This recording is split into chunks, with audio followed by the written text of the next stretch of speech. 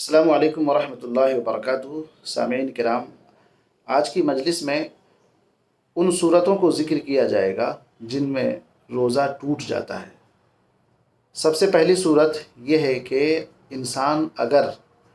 اگربتی کا دھواں یا کوئی بھی بھاپ ناک یا منہ میں داخل کرے تو اس سے روزہ ٹوٹ جاتا ہے اور قضا کرنا ضروری ہوگا۔ اسی طرح جب انسان کو سردی یا زکام ہو تو وہ پانی کا بھاپ لیتا ہے، کسی برتن میں پانی گرم کر کے اس کی بھاپ لیتا ہے، یا اسی طرح سردی زکام میں انہیلر لیتا ہے، وکس کا ناک کے اندر قریب کر کے یا اندر داخل کر کے اسے کھینچتا ہے، تو اس سے بھی روزہ فاسد ہو جاتا ہے، روزہ ٹوٹ جائے گا۔ تیسری صورت یہ ہے کہ نکسیر پھوٹنا۔ نکسیر پھوٹنا کہتے ہیں کہ ناک کا اندرونی حصہ بہت زیادہ سوکھ جانے کی وجہ سے اس میں سے خون نکلنے لگتا ہے،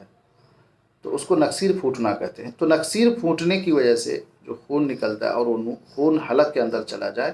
تو اس سے بھی روزہ فاسد ہو جائے گا، روزہ ٹوٹ جائے گا۔ اسی طرح ایک شخص سحری کے وقت سحری کھا کر یا سحری سے پہلے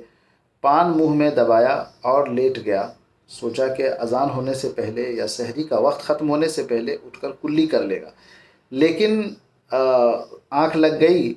اور آنکھ اس وقت کھلی جب سحری کا وقت ختم ہو چکا تھا یا اذان ہو چکی تھی یا اذان ہو رہی تھی،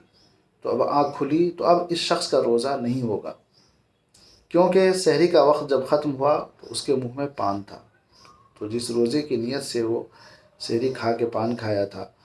اب وہ روزہ اس کا ٹوٹ گیا، لہذا قضا کرنا ضروری ہو جائے گا۔ ایک اور صورت یہ ہے کہ انسان کو روزہ یاد ہے، لیکن اس یاد رہتے ہوئے وضو کے وقت یا کسی بھی اور وقت کلی کرتے ہوئے حلق کے نیچے پانی چلا جائے، بائی مسٹیک، غلطی سے روزہ یاد ہے اور وہ بہت احتیاط سے وضو کر رہا تھا، پھر بھی اگر غلطی سے پانی چلا جائے، حلق کے اندر پانی اتر جائے تو اس سے روزہ ٹوٹ جائے گا اور قضا کرنا ضروری ہوگا۔ یاد نہ رہے روزہ یاد ہی نہیں ہے تب تو بھول کر کھانے پینے سے روزہ نہیں ٹوٹتا ہے، اس سے پہلے یہ مسئلہ آ چکا ہے، لیکن یاد رہتے ہوئے اگر غلطی سے پانی چلا گیا ہے تو اس سے روزہ ٹوٹ جائے گا۔ اسی طرح ایک اور شکل ہے روزہ ٹوٹنے کی، کان یا ناک میں دوا یا تیل وغیرہ ڈالنے سے روزہ ٹوٹ جاتا ہے،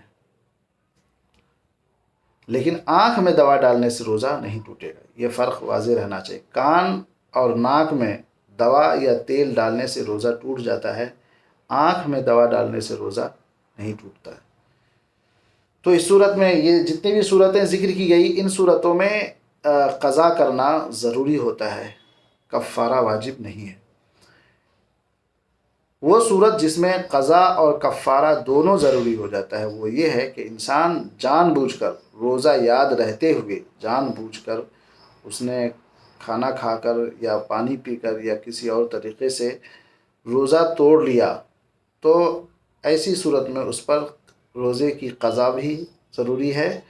اور کفارہ ادا کرنا بھی ضروری ہے۔ روزے کا کفارہ کیا ہے؟ تو روزے کا کفارہ ہے سب سے پہلے تو غلام یا باندی آزاد کرنا۔ اب غلام یا باندی تو اس زمانے میں ہے نہیں، لہٰذا ایسی صورت میں وہ 60 دن مسلسل روزے رکھے۔ روزے کا کفارہ یہ ہے کہ 60 دن مسلسل روزے رکھے، ایک دن بھی ناغا نہ ہو،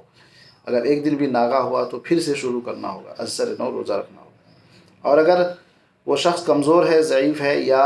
روزہ رکھنے کی سکت نہیں ہے تو پھر 60 مسکینوں کو کھانا کھلائے،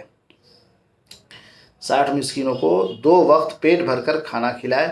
یا 60 مسکینوں کو آدھا سا گیہوں دے دے اگر کھانا نہ کھلائے تو،